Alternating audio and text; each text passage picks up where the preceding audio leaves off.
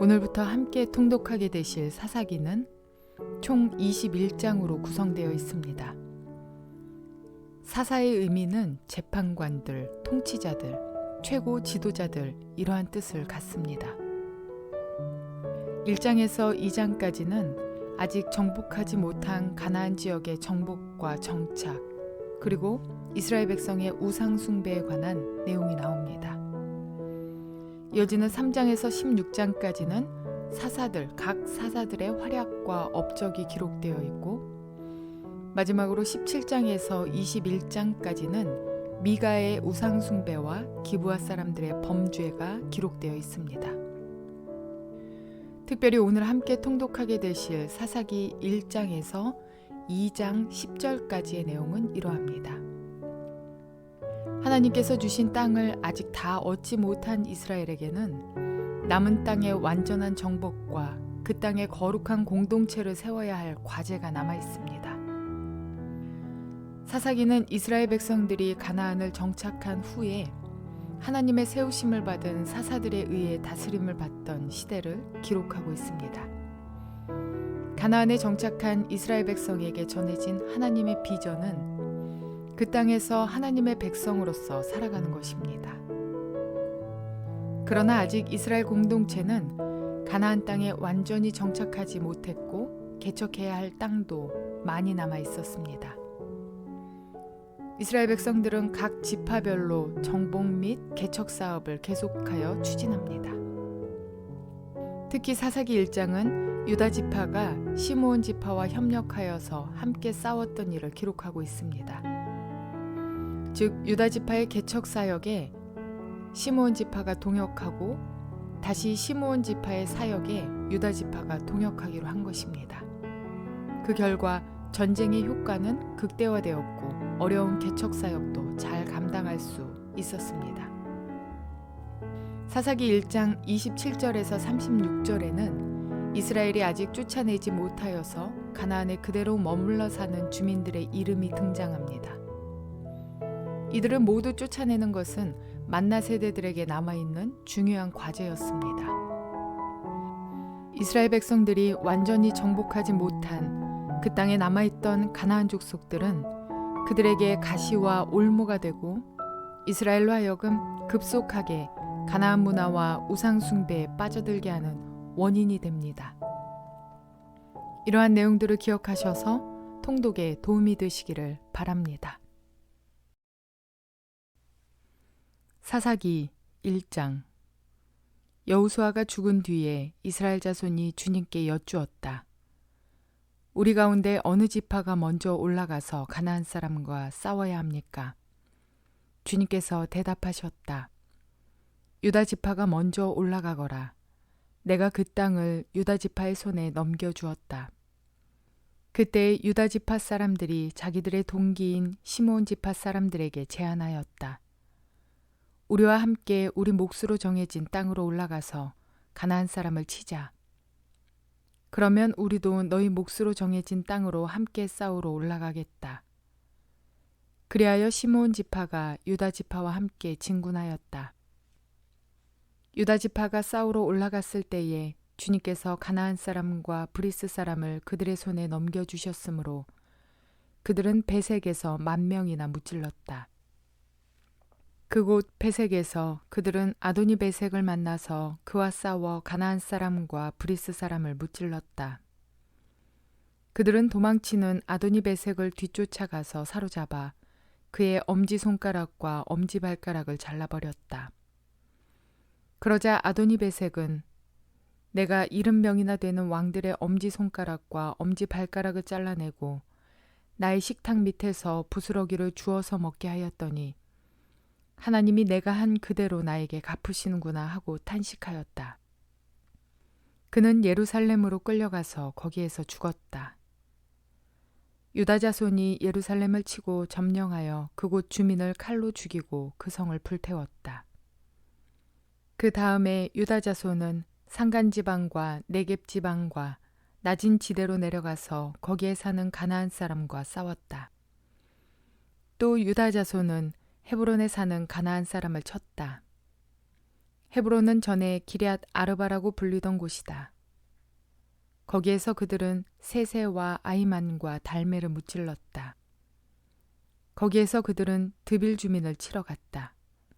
드빌은 일찍이 기럇세벨이라고 불리던 곳이다. 그때의 갈렙이 기럇세벨을 쳐서 점령하는 사람은 그의 딸 악사와 결혼시키겠다고 말하였다. 갈렙의 아우 그나스의 아들인 온니엘이 그곳을 점령하였으므로 갈렙은 그를 자기의 딸 악사와 결혼시켰다. 결혼을 하고 나서 악사는 자기의 남편 온니엘에게 아버지에게서 밭을 얻으라고 재촉하였다. 악사가 나귀에서 내리자 갈렙이 딸에게 물었다. 뭐 더 필요한 것이 있느냐? 악사가 대답하였다. 제 부탁을 하나 들어주시기 바랍니다. 아버지께서 저에게 이 메마른 땅을 주셨으니 샘 몇 개만이라도 주시기 바랍니다. 갈렙은 딸에게 윗샘과 아랫샘을 주었다. 모세의 장인은 겐 자손인데 그의 자손이 유다 자손과 함께 종려나무 성읍인 여리고로부터 아랏 남쪽에 있는 유다 광야로 옮겨와서 유다 광야 백성 가운데 자리 잡고 살았다. 유다 지파 사람들이 그들의 동기인 시므온 지파 사람들과 함께 스밧에 사는 가나안 족속에게 쳐들어가서 그들을 무찌르고 그곳을 전멸시켰다. 그래서 그 성읍의 이름을 호르마라고 부른다.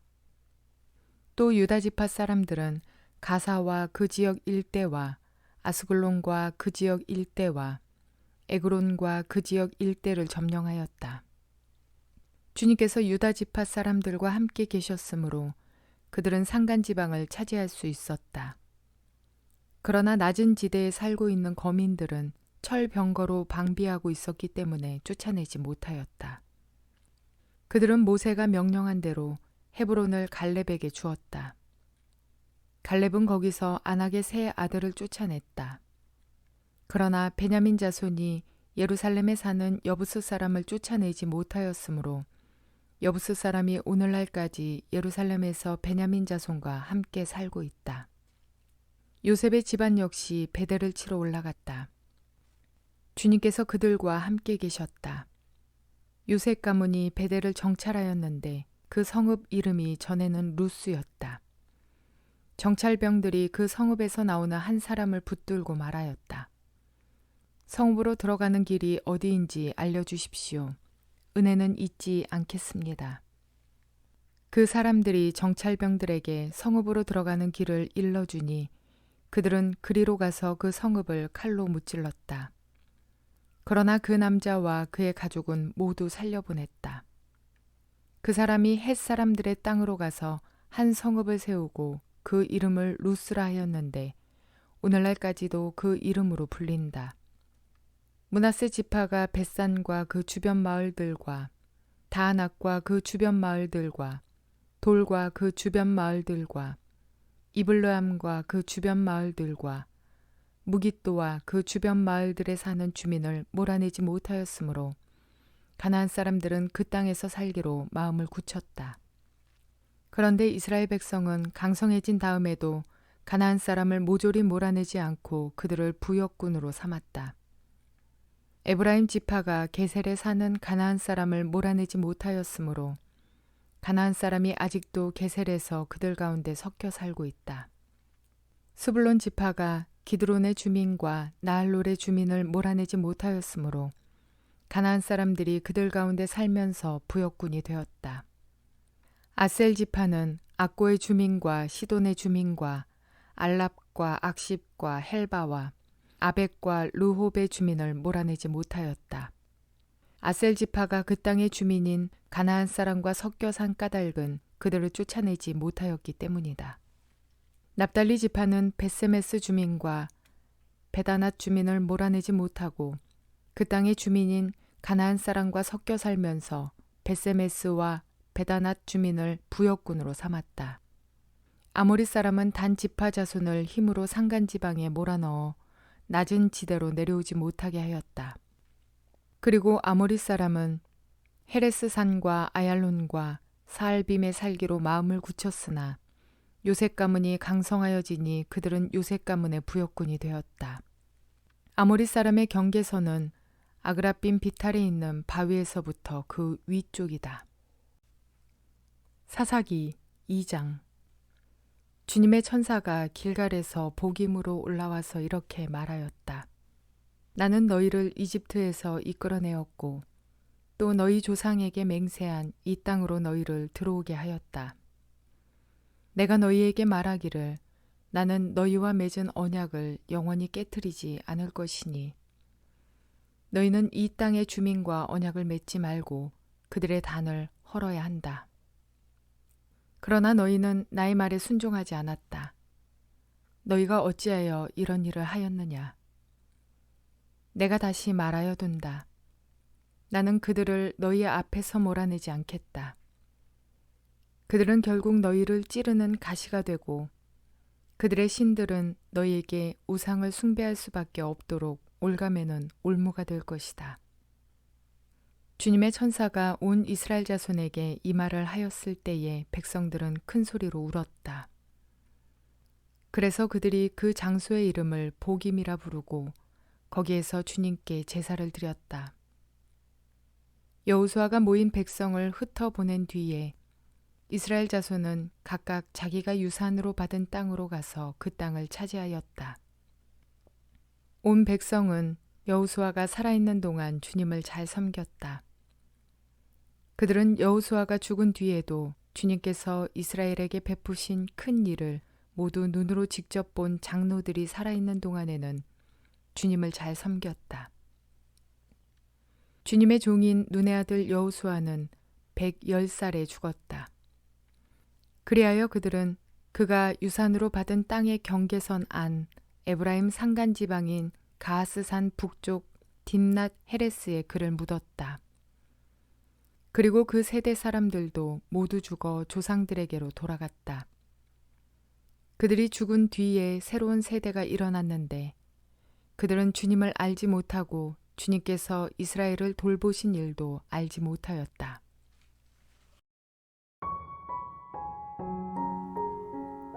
하나님께서 이스라엘 백성에게 가나안 땅을 주실 때에는 그 땅의 거민들을 모두 몰아낼 것을 명령하셨습니다. 그러나 이스라엘 백성들 각 지파는 가나안 각 족속들의 일부를 몰아내지 못했습니다. 처음부터 몰아내지 않겠다는 불순종의 작정은 아니었을 것입니다. 그러나 시간이 흘러 그들의 마음이 말씀보다 우선되어졌습니다. 사사기 1장 28절은 이렇게 말씀하고 있습니다. 이스라엘 백성은 강성해진 다음에도 가나안 사람을 모조리 몰아내지 않고 그들을 부역군으로 삼았다. 참으로 합리적이고 지혜로운 처신인 것 같습니다. 고된 노역과 부려먹을 종으로 그들을 써먹을 수 있다면 경제적이고 매우 합리적인 처사라고 생각했을 것입니다. 그렇게 살기 시작한 지 얼마 지나지 않아 광야 세대가 다 죽은 뒤부터는 금세 하나님을 배반하고 이방 신들을 섬기는 자들로 변화되어 있습니다. 법정 드라마를 보다 보니 상사가 후임에게 융통성을 이야기하는 것을 보게 되었습니다. 원칙보다 융통성이 때로는 필요하다고 후임에게 가르칩니다. 그런데 그 상사가 과거 원칙을 버리고 융통성을 발휘한 결과가 오랜 시간이 지나 높은 위치에 앉아 있는데 발목을 잡습니다. 그리고 그의 결국은 파멸이었습니다. 오늘 성경의 이스라엘 백성들도 원칙이 되는 하나님의 말씀을 버리고 자신들의 마음에 원하는 대로 융통성을 발휘해 나가 가나안 족속들을 곳곳에 남겨두었습니다. 그 결과 사사기는 자기들의 소견에 옳은 대로 행하였다는 말씀을 재차 반복하며 그들의 파멸을 보여줍니다. 사람들의 역사와 문화는 연약하기 그지없습니다. 그러나 오늘날까지도 2000년 전 우리 죄를 대신하신 예수 그리스도의 십자가 사건이 여전히 우리에게 역사하시는 능력이 되심을 봅니다. 그러므로 우리는 원칙 되시는 하나님의 말씀을 저버리고 내 마음에 좋을 대로 살아가기보다는 능력 되시는 예수 그리스도와 함께 주님의 능력으로 순종하며 살아가는 저와 여러분 모두가 되시기를 주님의 이름으로 축원을 드립니다.